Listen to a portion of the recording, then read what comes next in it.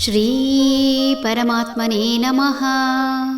ಶ್ರೀಮದ್ಭಗವದ್ಗೀತಾ ಅಥ ಏಕಾದಶೋऽಧ್ಯಾಯಃ.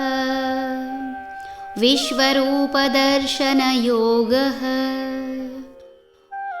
ಆಖ್ಯಾಹಿ ಮೇ ಕೋ ಭವಾನುಗ್ರರೂಪಃ. ನಮೋऽಸ್ತು ತೇ ದೇವವರ ಪ್ರಸೀದ. ವಿಜ್ಞಾತುಮಿಚ್ಛಾಮಿ ಭವಂತಮಾದ್ಯಂ. ನ ಹಿ ಪ್ರಜಾನಾಮಿ ತವ ಪ್ರವೃತ್ತಿಂ. ಹೇ ದೇವ, ನಿನಗೆ ನಮೋ ನಮಃ. ಏನಿದು ನಿನ್ನ ಲೀಲೆ? ಈ ರೀತಿಯಾಗಿ ಉಗ್ರರೂಪವನ್ನು ಧರಿಸಿದ ನೀನು ಯಾರು? ಏತಕ್ಕಾಗಿ ಧರಿಸಿದೆ ನನಗೆ ಹೇಳು. ಅರ್ಜುನ ಕಂಗೆಟ್ಟಿದ್ದಾನೆ. ಆತನ ಮನಸ್ಸು ಗೊಂದಲದ ಗೂಡಾಗಿದೆ. ಒಂದು ಪರದೆಯ ಮೇಲೆ ಚಿತ್ರಗಳು ಕಂಡಂತೆ ಇಡೀ ವಿಶ್ವವೇ ಭಗವಂತನಲ್ಲಿ ಕಾಣುತ್ತಿದೆ. ಈತ ತನ್ನ ಗೆಳೆಯ ಶ್ರೀಹರಿ ಹೌದೇ?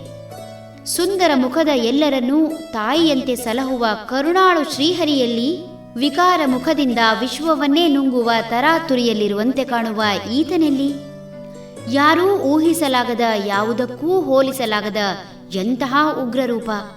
ವಿಶ್ವವನ್ನು ಒಂದೇ ಕ್ಷಣದಲ್ಲಿ ನಾಶ ಮಾಡಬಲ್ಲ, ಇದುವರೆಗೂ ಕಂಡು ಕೇಳರಿಯದ ಬೆಂಕಿಯ ಜ್ವಾಲೆಯಂತೆ ಕಾಣುವ ರೂಪ ಅರ್ಜುನನ ಚಿತ್ತ ಕೆದಕಿದೆ.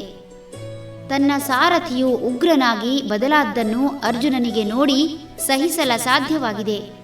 ಭಗವಂತನ ಇನ್ನೊಂದು ರೂಪ ನೋಡಿ ಭಯಗೊಂಡು ನೀನು ಯಾರು ಎಂಬುದಾಗಿ ಪ್ರಶ್ನಿಸುತ್ತಿದ್ದಾನಲ್ಲದೆ, ಯಾತಕ್ಕಾಗಿ ಈ ರೂಪ ಧರಿಸಿದೆ ಎಂದು ಕೇಳುತ್ತಿರುವುದು ನೋಡಿದರೆ ಆತ ಅಚ್ಯುತ, ಅನಂತ, ಗೋವಿಂದ, ಮುರಾರಿ ಎಂಬುದು ಮರೆತು ಇದೆಲ್ಲವನ್ನೂ ಮೀರಿದ ದೈತ್ಯ ಶಕ್ತಿಯಾಗಿ ಕಾಣುತ್ತಿರುವಂತಿದೆ.